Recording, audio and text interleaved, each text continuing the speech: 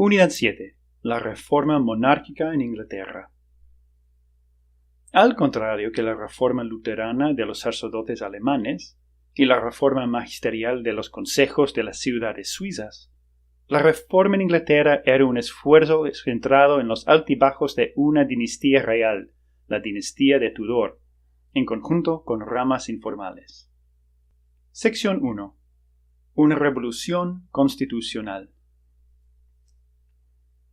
Enrique VII, de la familia Tudor, ganó el trono después de un siglo de inestabilidad a causa de guerras en Inglaterra. Al tener la paz, la gente tenía miedo de regresar a aquel caos. Entonces, en 1509, en el reino de su hijo, Enrique VIII, cuando no tenía un hijo varón durante 18 años con su esposa Catalina de Aragón, este miedo volvió. Enrique creía que el hecho que Catalina había sido la esposa de su hermano Arturo, quien había muerto antes de la consumación del matrimonio, significó que Dios los estaba condenando.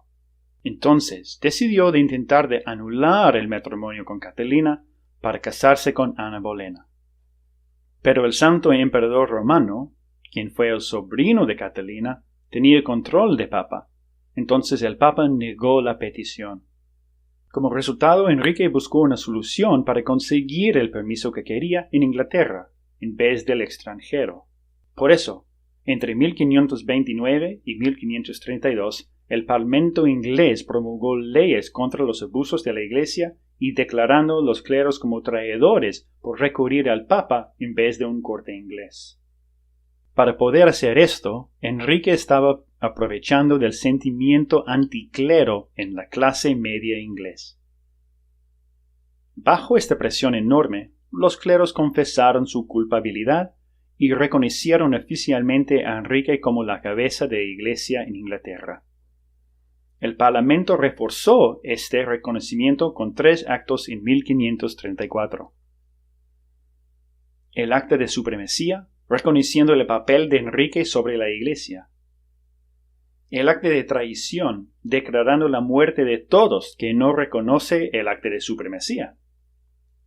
Y el Acta de Sucesión, reconociendo como ilegítima la hija de Catalina, dejando a la hija con Ana Bolena el trono futuro. Es decir, rechazó la hija María y reconoció la hija Isabel. Es importante leer el resumen del Acta de Supremacía en el texto de Moclam. Estos cambios no resultaron en Inglaterra como un país protestante, sino un país romano-católico con el rey como jefe de iglesia en vez del papa. Enrique y la gran mayoría de la población eran romano-católicos todavía. Pero una diferencia fue la cantidad enorme de la tierra y el dinero que había ido a la iglesia, que ahora fue al rey y la nobleza, cuando disolvieron los monasterios, cambiando las dinámicas de poder e influencia religiosa en el país. Para conseguir estos grandes cambios, Enrique dependía de sus administradores y abogados, especialmente Thomas Cromwell, el vicario general de la iglesia, principal consejero de Enrique y un luterano secreto.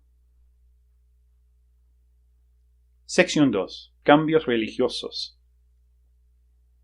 Al contraste que muchas historias populares, no es verdad decir que Inglaterra fuera un país totalmente anticlero y por eso pasó la reforma. Ni fue un proceso constante. Había estos sentimientos, pero no en la misma forma ni intensidad en todas partes de la sociedad. En siglos anteriores, gente como Juan Wycliffe y el grupo conocido como los Lollardos habían condenado abusos y varias doctrinas, pero no fue un movimiento protestante porque no tenían la comprensión de la gracia como Lutero. En el tiempo de Enrique es verdad que los abogados estaban contra los cleros más que otros grupos, pero más a causa de la inmunidad legal que tenían los cleros en tribunales seculares, visto en el caso de la muerte de Richard Hunn en el cárcel del obispo de Londres. Al mismo tiempo que esta tensión, había varias actas del Parlamento contra los abusos de la Iglesia que vinieron de coaliciones de romano-católicos y luteranos secretos. También vemos cómo la religiosidad de la gente continuó como romano-católica y solo empezó a convertir en protestantes después de los cambios al nivel oficial del gobierno y al nivel de la nobleza.